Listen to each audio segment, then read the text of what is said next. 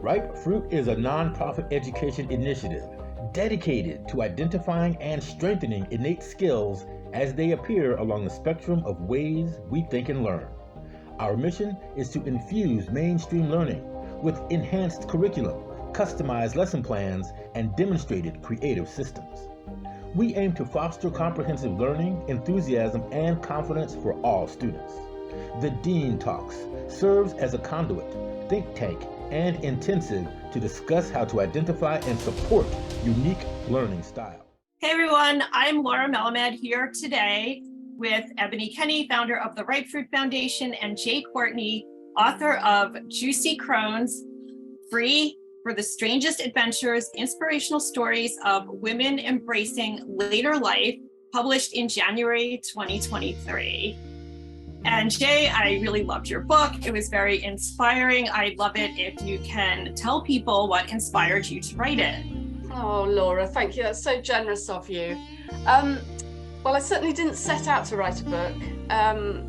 I retired. I'd worked in children's health and wellbeing for a very long time. I'd loved my career. I'd always been a really busy person with, loads more things I wanted to do than time to do them. So I didn't anticipate at all having a problem with retirement or even aging. I hadn't really thought about it at all. So it came as a real shock when I did retire to find, I don't know how much of it was other people treating me differently or me having a different sense of self and being different in the world. I don't know where the issues were particularly, but it just felt very blur, very beige, I'd lost a sense of self, I suppose. I mean, my career had always been very important to me, but so had family and, hobbies, and I hadn't lost those, so it was a bit of a puzzle to me. And the hobbies that I picked up again, I thought this is going to be fantastic. They just didn't hold my interest. I didn't feel, they weren't sufficient, let's put it that way, to make me feel that alive and sort of excited about things. So I hit a bit of a lull and was struggling a bit to find my way. What is this period of my life? And that became a big question. How do I do this part of my life? I don't know. What does it mean to be postmenopausal, to be in the third act of life? What is that? And it felt very much, again, don't know how much was in my head and how much was in the world, that somehow once women have got postmenopause, they were kind of written off as not much use anymore because they weren't able to produce babies, but also as if we were no longer a kind of whole species in our own right. It was almost like we were discarded. And I found that whole feeling of being over the hill and past it and all the other phrases you hear really hard to deal with, because 1 minute I was doing very well in my career, very well respected, and the next I felt kind of lost. So two things happened really. I started talking to other women about how they were enjoying or not enjoying this part of their life, but I also started for the first time to scribble for my own sanity, to write down thoughts and ideas, and just kind of very baby steps, I suppose, into writing, not with the intention of being a writer. It hadn't formed at that stage. But gradually the writing I enjoyed more and more, and so I applied to do an MA in travel and nature writing at Bath Spa University, and I absolutely loved it, meeting other people of all ages and just that sort of self-indulgence that you don't tend to get through life when you're working hard, raising a family, looking after elderly parents, the kind of very normal aspects of life. And I began to realise, as we often do when we start talking to other people, that I wasn't alone in my struggle. Almost every woman I spoke to of my age and younger, anyone sort of postmenopausal or even, during menopause, was really struggling to make sense of what this part of their life was, not least because they're mostly feeling really awful, the menopause was not serving them very well. And so that's how it started really. It was kind of just reaching out to people to ask how they were doing this. I was looking for that level of inspiration, not thinking that, you know, later it would start something bigger rolling and the book. Yeah. You have maybe partially answered this question already, but the next thing I wanted to ask you was how you cope with aging and stereotyping of older people, if there's more that you feel like you'd want to add to that. Or we can also go on to the next question. No, I think there's quite a lot in there, really, in that I didn't anticipate being treated differently, but I certainly was and still am. Every time I went to the doctor, it seemed to be, oh, well, that's what you'd expect at your age, or, well, I'm afraid that comes with the territory, you know, you're over 60 now. And that began to really annoy me, because I felt pretty sure it wasn't whatever I went with, you know, whether I went with an aching knee or whatever, it wasn't actually about age, it was about something physical that I could do something about. So that was frustrating. Almost as if I became invisible was frustrating. You know, I could be looked straight through, and that began to really irritate me.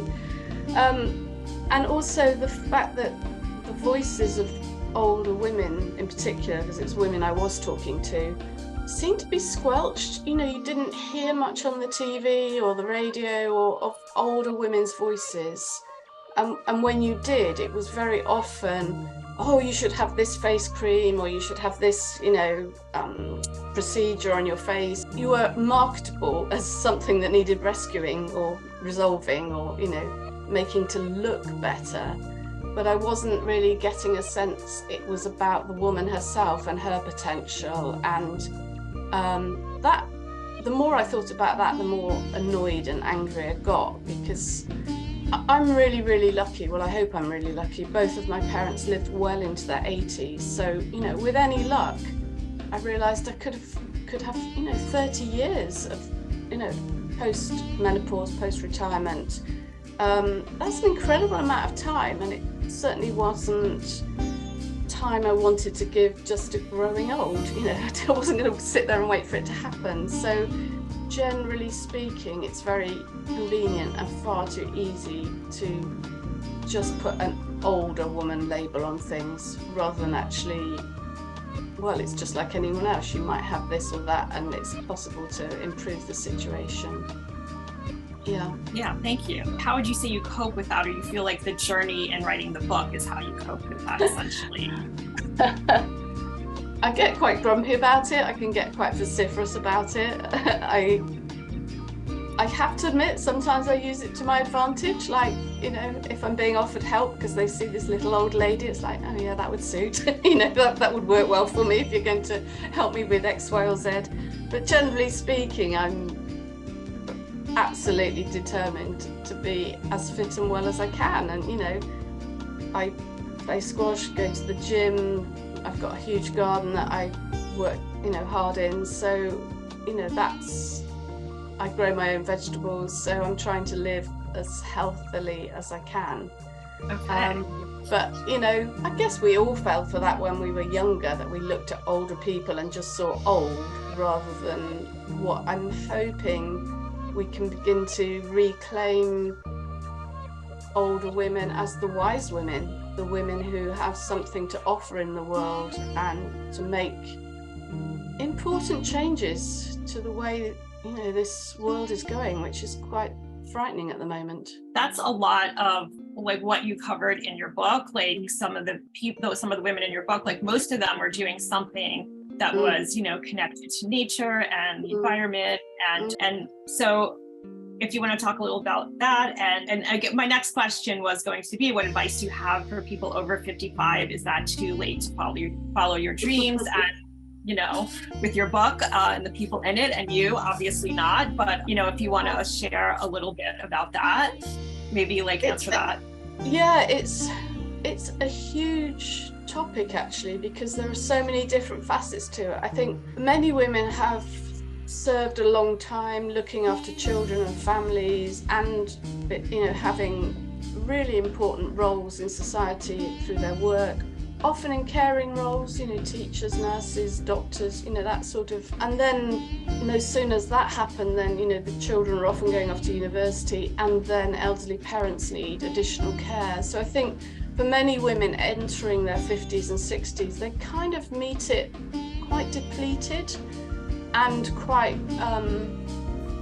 they've entered a role which in many ways is very convenient for a lot of people, which is like the service provider, you know, and that notion that perhaps they might do the thing that they always wanted to do, or start doing something new, as I did, that's new and exciting and something they've never dreamt that they might do, is quite hard for them to make that bridge across from where they are now to where they might be, which is really why I started to write the book, because I felt I wanted to celebrate remarkable women, but women that were relatable, in the sense that I don't think there's anyone in the book that if one of us had a will to do that thing, we wouldn't be able to follow in her footsteps.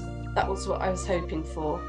So I deliberately didn't choose women who were already doing, I don't know, extreme ironing on Everest or something, because most of us couldn't manage that one, or wouldn't even want to. You know, we probably don't want to live for 6 months on a rat-infested island or something. You know, it's just, but actually the women, I chose the women in the book.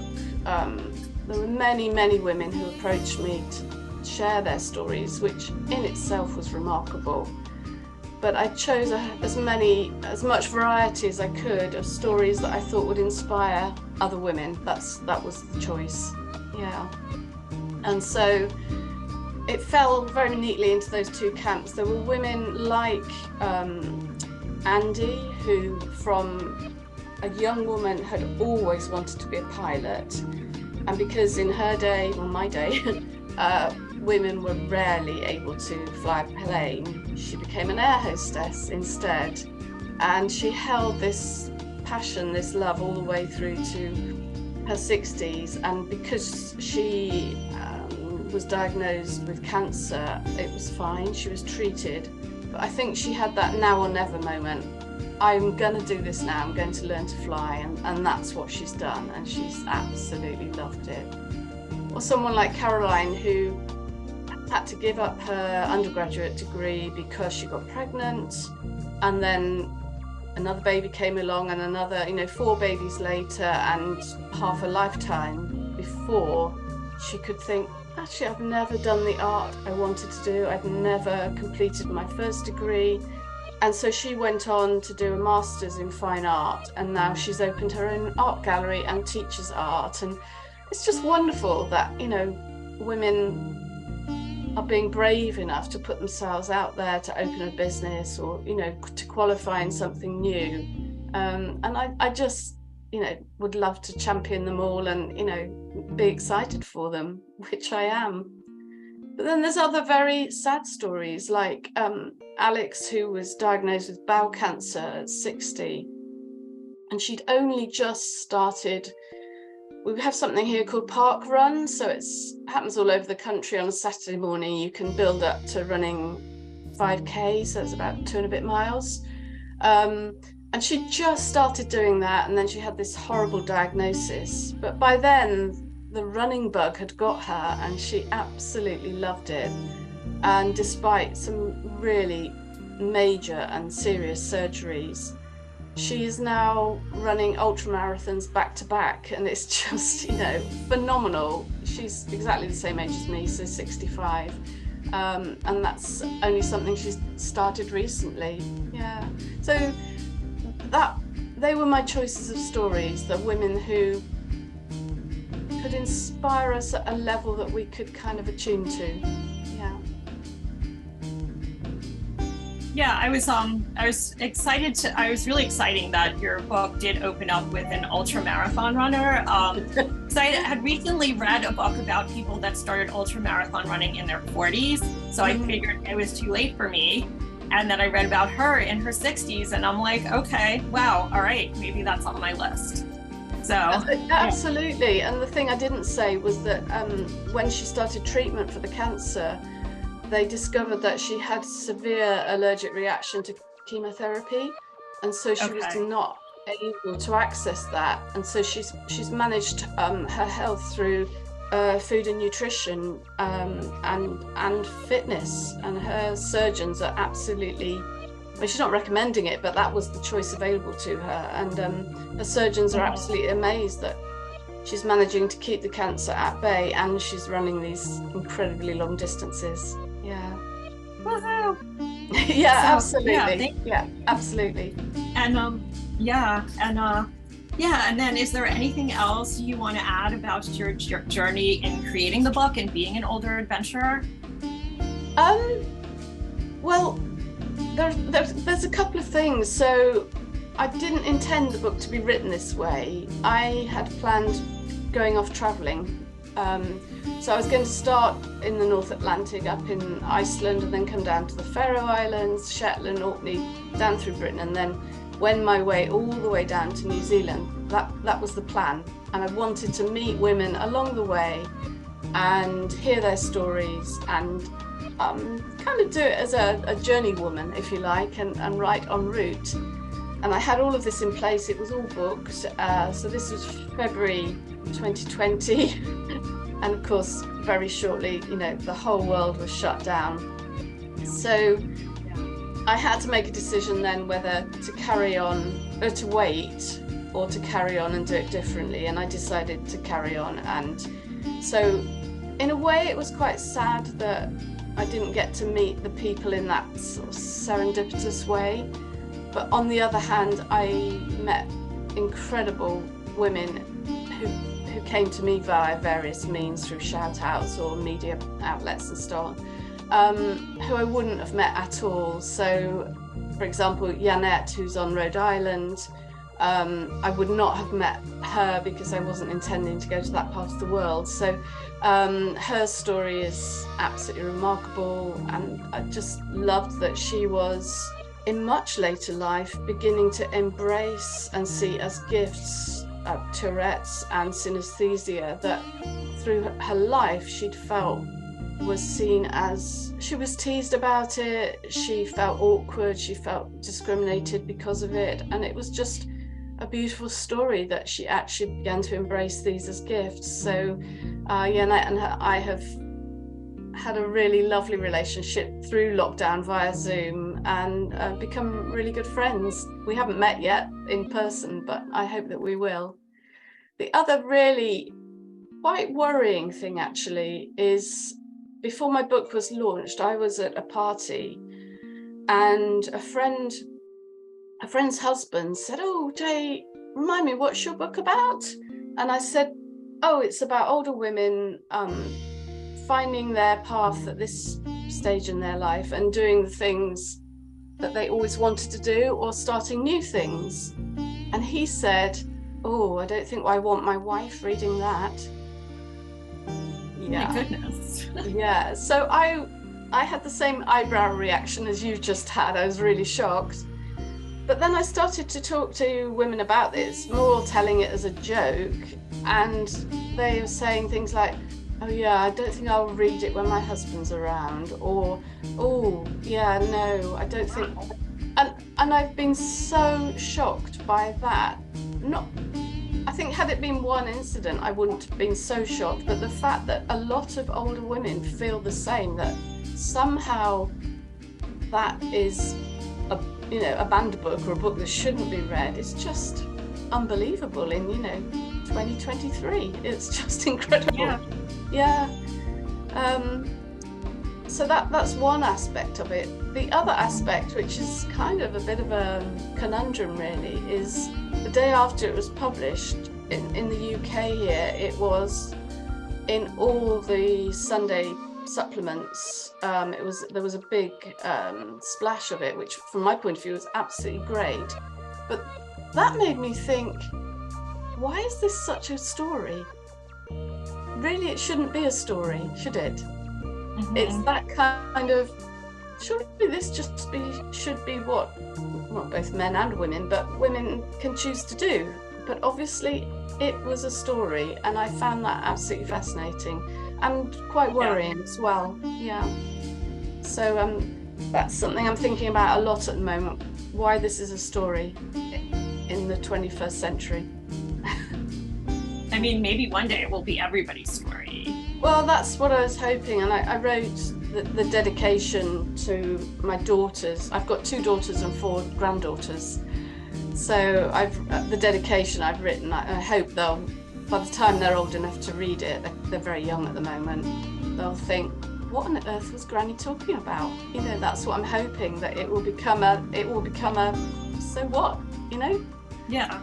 Yeah. I mean, it's very possible, because we look back at books from, you know, ancient times, and we're like, wow, like women had to go through that, and then, you know, or older people had to go through that, and now it's like, you know, I mean, we're so modern that would never happen. So yeah, I mean, we could get a lot more modern, and or in some ways, this is also going back to like some of like the old ways that, you know, like older women were respected, you know, well, there were elders, like, you know, of all genders, you know, that people went to for advice, like, you know, we don't know what to do, let's go consult the elders.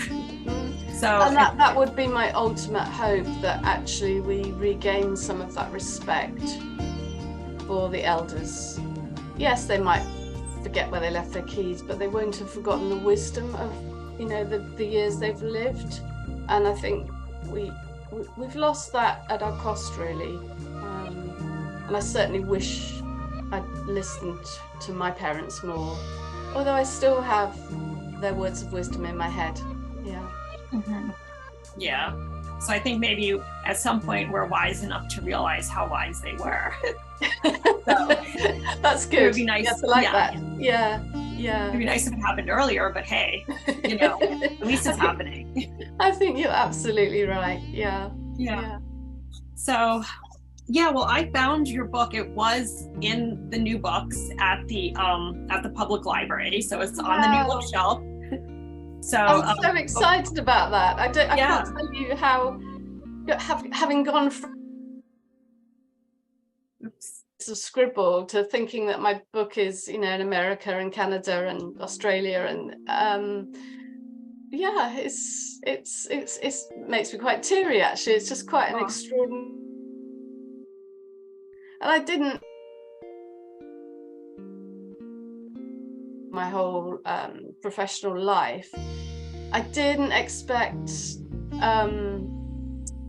to be advocating now, but actually it's a privilege, you know, all of these women who've volunteered to be in the book, you know, to let their voices be heard is a real privilege, to have that vehicle with which to do it. And so that makes me very happy.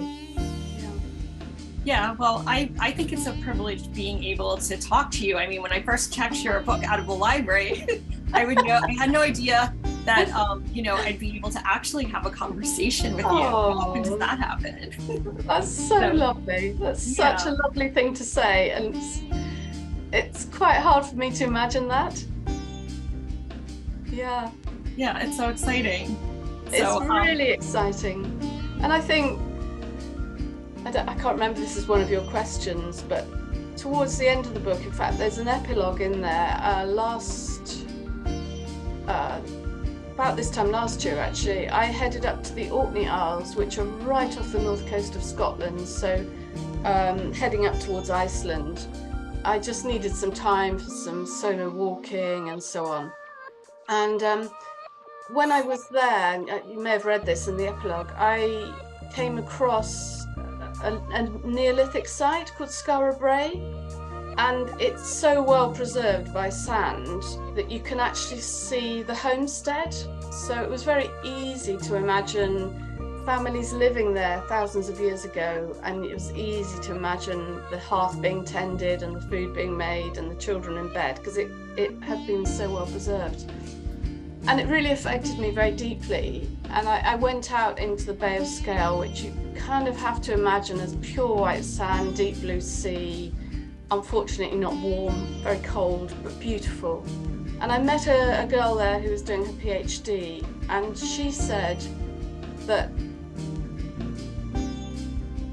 people asked her, how was your crossing?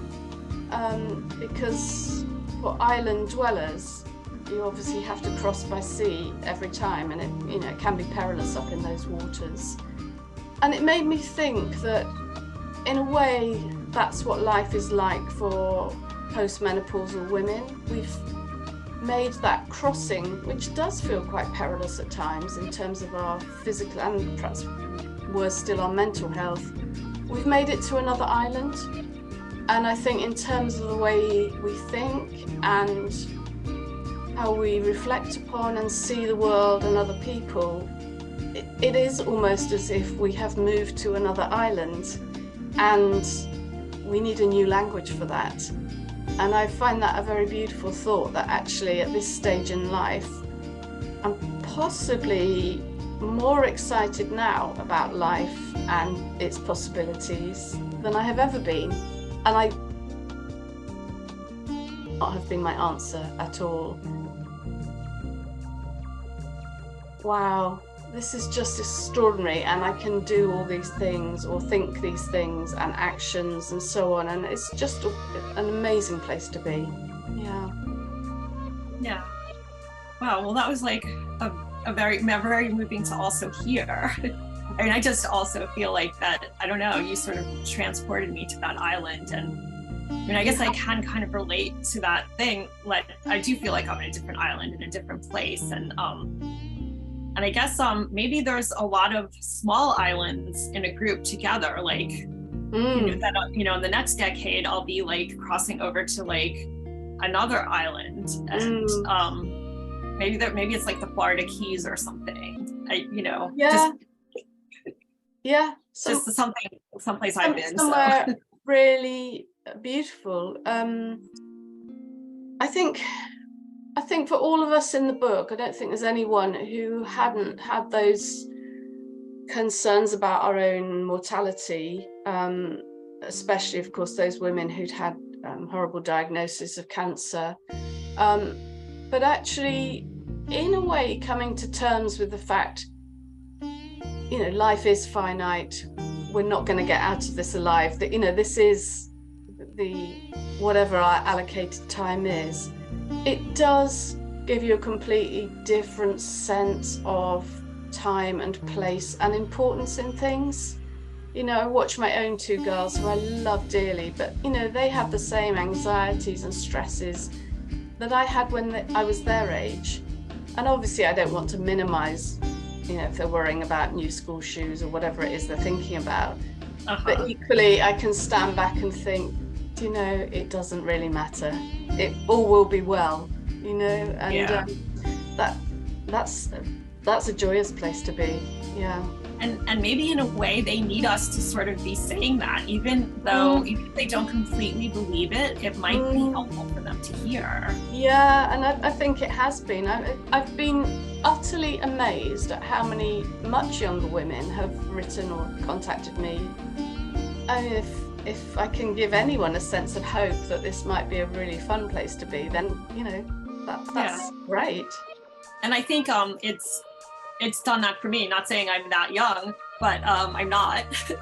But I mean, now it's like I feel like I have something to.